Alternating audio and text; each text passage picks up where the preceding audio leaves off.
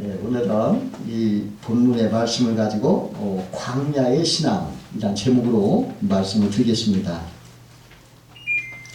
하나님이 이스라엘 백성을 애굽에서 인도할 때 광야길을 이렇게 해놨을 때는 하나님이 낮에는 구름 기둥으로 밤에는 불 기둥으로 성막에 이렇게 임재케 하셔서 이스라엘 백성을 인도하셨습니다. 그래서 이스라엘 백성은 막막한 사막 광야 가운데서도 하나님의 인도하심으로 광야길을 온전히 성공적으로 갈 수 있었습니다. 그럼 오늘은 이스라엘 백성이 광야의 신앙은 어떠했는가 한번 살펴보면서 은혜를 나누고자 합니다. 첫 번째로 이스라엘 백성의 광야의 신앙은 불기둥, 구름기둥을 보고 살아계신 하나님을 체험하며 따랐다는 것입니다. 이스라엘 백성은 성막 위에 임재해 있는 구름기둥과 불기둥을 뚜렷이 실감있게 보았으므로 하나님의 임재를 체험하고 힘있게 따랐던 거예요.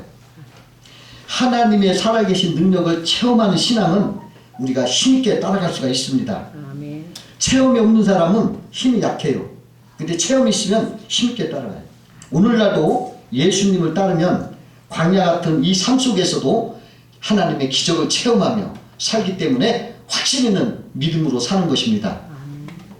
어느 목사님께서 밤에 잠이 잘 오지 않아서 일어나서 주님께 잠 좀 자게 해달라고 기도를 했대요. 그랬더니 금방 잠이 얼마나 쏟아지는지 그 길로 그냥 깊은 잠을 잘 쓰셨다고 합니다. 이런 일상적인 체험을 믿는 자에게 더 깊은 신앙을 주는 것입니다.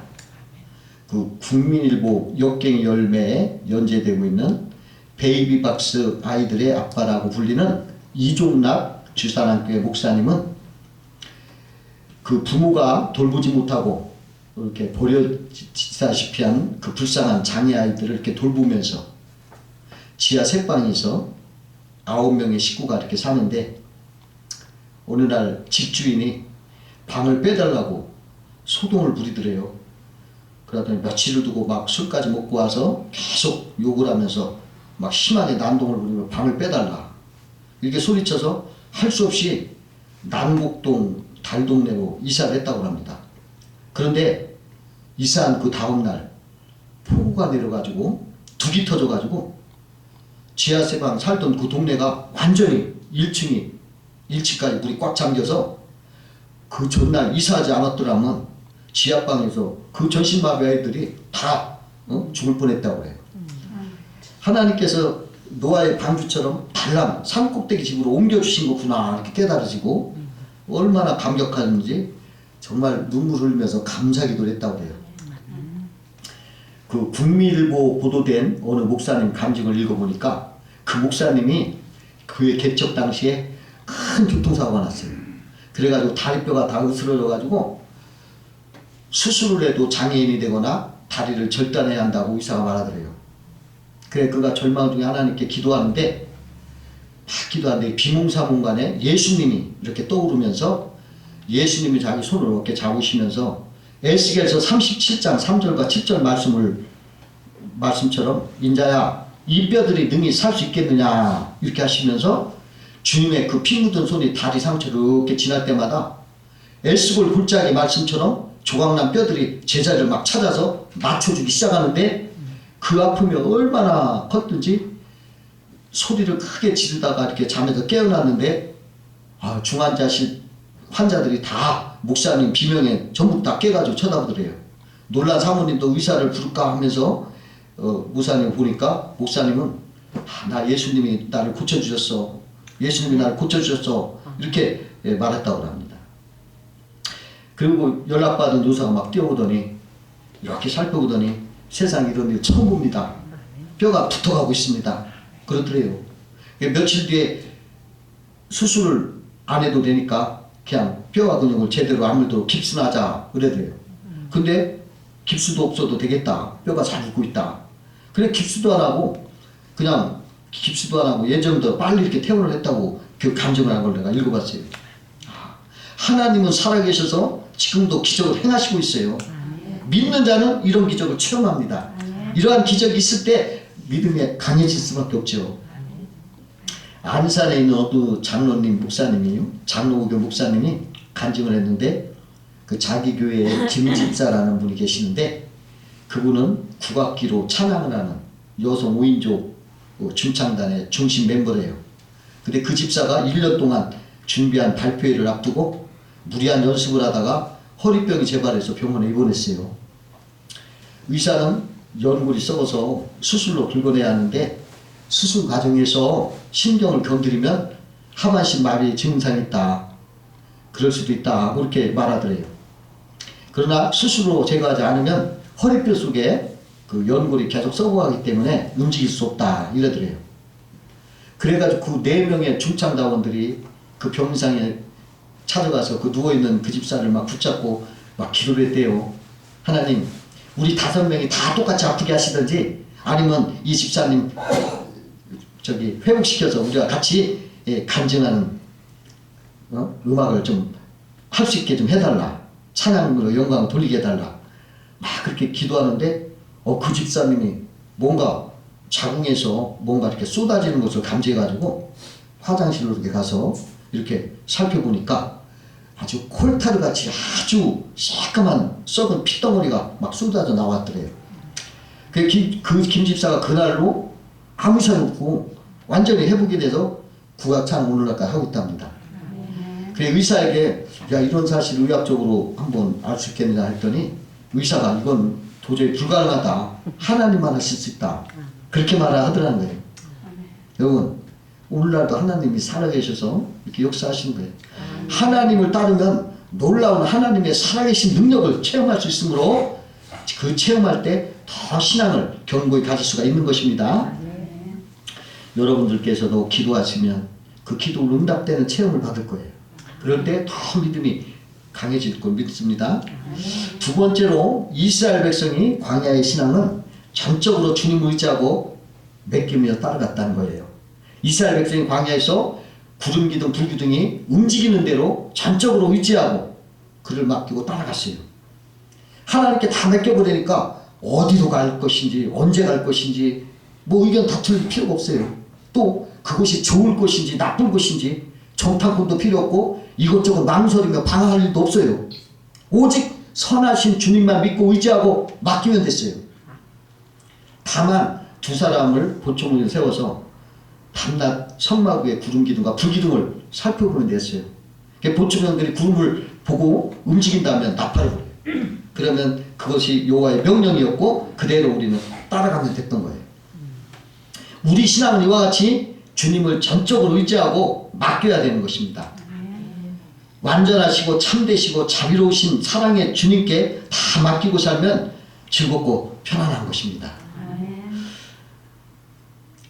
어떤 사람이 죽는 것이 너무 무서워서 하나님 죽는 것이 너무 무서워요 하고 기도했더니 하나님께서 이렇게 하시더라고요. 예, 걱정하지 마라. 네가 이 세상도 좋지만 천국이 너무너무 좋아요. 제발 그곳에 가게 해주세요. 내가 소원을 두고 빌 때 내가 너를 데려가마. 이렇게 하시더래요. 그게 지금도 맡겼다고 합니다. 그 한 여행자가요 사해바다에 가서 균형을 잃고 호적거렸어요. 수영을 할지 몰랐던 그는 막 빠져 죽지 않으려고 막 필사적으로 팔을 흔들어댔습니다. 그러나 곧 그가 지쳐가지고 아유 아무래도 내가 아무것도 할 수 없고 이제 죽었구나. 그러고 자포자기를 했는데 그러자 물이 세게 자기를 받쳐준 걸 느꼈대요. 사해는 염분이 많아서 물에 몸을 이렇게 가만히 맡겨 누워만 있어도 둥둥 뜬다는 것을 깨달았대요. 우리 인생도 그래요. 인생을 든든하게 받쳐준 하나님의 손에 내 자신을 자연스럽게 맡기는 방법에 익숙해져야 되는 것입니다. 내 힘으로 아둥바둥할 때가 우리는 많아요. 그런 인생이 많아요. 여러분 참새는 날개 가지고만 날아가요. 참새는 날개 힘으로 포덕거리기 때문에 높은 창문에 못 갑니다. 그러나 독수리는 날개 힘만 가지고 날지 않습니다. 독수리는 치솟아서 바람을 타고 강력한 바람의 흐름에 이렇게 자기를 맡기고 날개를 쫙 펴서 높은 창문을 힘있게 멀리 날아갈 수가 있는 것입니다. 신앙은 내 힘으로 하는 것이 아니라 믿음으로 하나님의 은혜와 능력을 의지하고 맡기면 높은 창공으로 올라갈 수가 있는 것입니다. 그 나폴레옹이 프랑스 대군을 이끌고 유럽을 휩쓸고 있을 때 그 나폴레옹 부하 장군 한 명이 정예 부대를 이끌고 오스트리아 국경 도시인 페트리라는 곳에 공격을 했어요. 공격하려고 이제 준비하는데 이게 포위망을 이렇게 좁히면서 총공세를 해서 준비를 하고 있는데 그 페트리 시에서는 비상 시위를 얻었어요. 지금 이게 나폴레옹이 쳐들어오는데 우리가 항복을 할까 말까 이거 논의했어요. 시위회를 모집해서. 대다수 시의원들이 뭐라고 하냐면 우리 미리 항복하자. 그러면 피해가 최소한 줄어든다. 다들 항복하기로 이렇게 의견을 모아줬는데 목사님이 한 분이 말씀하셨어요. 여러분, 우리가 우리 힘만으로 믿는다면 지게 될 것입니다. 그러나 하나님께 맡긴다면 살 길이 열릴 것입니다. 오늘 부활절이니까 무서워하지 말고 교회 종을 힘차게 치고 부활절 예배를 드립시다. 그리고서 그 뒷일은 하나님께 다 맡깁시다. 이렇게 말했대요. 그래가지고 그 페트리 시에서 막 종소리가 울리고 창선 소리가 막 메아리치기 시작했어요. 그 종소리와 창선 소리는 프랑스 진영까지 울려 퍼졌던 겁니다. 프랑스 군대는 밤사이에 오스트리아 군대가 도착했기 때문에 저 사람들이 이렇게 기쁨의 종소리를 울리고 노래소리를 부른다. 이렇게 판단하고서 공격을 취소하고 다른 곳으로 이동했다는 거예요. 하나님은 우리의 모든 사정과 형편을 아십니다. 그래서 맡기면 최선의 좋은 것을 주시고 인도하시는 거예요. 제가 엊그제 이렇게 무엇을 하는데 성령의 감동이랄까요? 참 하나님, 사랑의 하나님이 우리를 돌보시는구나 이렇게 내 마음속에 감각이 되지더라고요. 근데 내가 굉장히 몸이 가벼워지면서 즐겁더라고요. 그분한테 다 맡기면 하나님이 다 해주시겠구나 이런 생각이 들더라고요. 이 사람이 이렇게 맡긴다는 게 말은 쉽지만 사실 어렵죠. 걱정, 의심을 맡긴다는 게 쉬운 게 아니죠. 근데 전에 이제 맡긴다는 게 그 쉬운 게 아니어서 이렇게 하나님 앞에 이렇게 기도를 하는데 그런 생각을 주시더라고요. 야, 네가 남이 너한테 누가 뭐를 맡긴다면 너 그거 막 그냥 버리겠냐? 막 함부로 훼손하고 그 사람 맡긴 거 그냥 막 이렇게 해겠니? 너 잘 보관했다 줄 거 아니냐? 그렇죠. 아니 내가 남이 누가 나한테 맡기면 내가 막 그걸 훼손하겠어요? 막 그걸 없애버리겠어요? 하나 다치지 않게 잘 보관하겠죠. 그래가지고 그분한테 주겠죠. 우리 하나님도 이러시겠구나. 그러더니 맡기는 게 좀 쉬워지더라고요. 내가 누가 나한테 뭐 맡기면 그렇게 조심하듯이 하나님은 내가 맡기는 거 함부로 안 하시겠구나. 염려하지 말고 맡기자. 이런 생각이 났어요. 여러분, 이 세상에 어떠한 어려움도 자꾸 기도하시고 맡기세요. 하나님, 이게 맡깁니다, 맡긴다. 그럼 여러분들은 가벼워지고 편안해지고 하나님이 그 바치는 힘으로 여러분들이 이렇게 떠올라 보실 겁니다. 세 번째로 이스라엘 백성의 광야의 신앙은 오래 참았어요. 이스라엘 백성은 구름이 머물 때에는 움직이지 않고 그냥 기다리고 있었습니다. 오래 머물 때는 지루하고 조급증도 있었을 것입니다.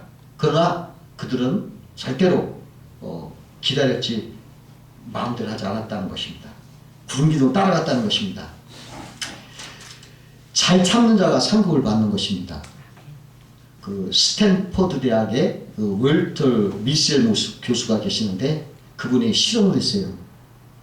4살짜리 아이들을 모아놓고서 그 아주 입에 달달한 아주 맛있는 마시멜로 사탕을 하나씩 줬어요. 그리고서 뭐라고 했냐면 얘들아 너희들 이 사탕 먹지 말고 내가 15분 동안 이렇게 신호하기 전까지 먹지 말고 갖고만 있으면 내가 또 하나 줄게. 그렇게 실험을 했는데 그 중에서 3분의 1이 그냥 먹더래요. 그래도 급해가지고. 근데 그 15분을 못 참고 먹는 애들을 그 성장 과정을 이렇게 지켜봐서 실험을 했는데요. 15분 되기 전에 사탕을 먹어본 아이들은 자라면서도 조그만 일로 못 참고 자기 감정을 제하지 못하고 막 다혈질로 자라더래요. 그러나 시범을 참고 견딘 애들은 어려움이 있어도 참아내면서 사회성이 뛰어난 아이들로 자라더라는 거예요. 그 일본 춘추 전국시대에 세 명의 영웅이 있어요. 오다 노부나가, 도요토미 히데요시, 도쿠가와 이에야스. 이 세 영웅이 살았는데 어느 날 현자가 그들에게 와가지고 울지 않는 앵무새를 보여주면서 이 울지 않는 앵무새를 어떻게 하면 좋겠습니까? 하고 물었어요. 그러니까 제일 먼저 오다 노부가는 울지 않거든 죽여버리자 그러더래요. 도요토미 히데요시는 울지 않거든 울게 만들면 된다 그렇게 하고, 마지막에 도쿠가와 이에야스는 울지 않거든 울 때까지 기다려라. 그런데 그때 현자가 그 기다리자는 도쿠가와 이에야스에게 당신이 천하를 통일할 것이다 이렇게 말하면서 그 앞에 절을 했다고 그래요. 근데 이 현자 예언대로 도쿠가와 이에야스가 전국시대 평정하고 막부가 됐어요. 최고장군, 대통령이죠. 촌리, 이게 됐어요. 여러분, 참는 자는 큰 걸 얻을 수가 있는 것입니다. 그 위대한 믿음의 선조들은 인내로서 하나님 응답을 받았습니다. 그 하나님의 응답을 놓고 기도하던 다니엘은 포기하지 않고 인내하며 기다렸어요. 그러다 21째, 이 21째 되는 날에 천사가 다니엘에게 나타나서 말했습니다. 다니엘아, 두려워하지 말라. 내가 깨달으려 하여 내 하나님 앞에 스스로 겸비케 하기로 결심한 첫날부터 내 말을 내가 들은 바 되었으나 그 말로 인하여 내가 왔느니라. 그런데 바사국이 20일 동안 나를 막았으므로 내가 거기서 바사국 왕들과 함께 머물러 있다가 군장 중에 하나 미가엘이 와서 나를 도와주므로 이제 내가 말이되 내 백성이 당할 일을 내게 깨닫게 하러 왔노라.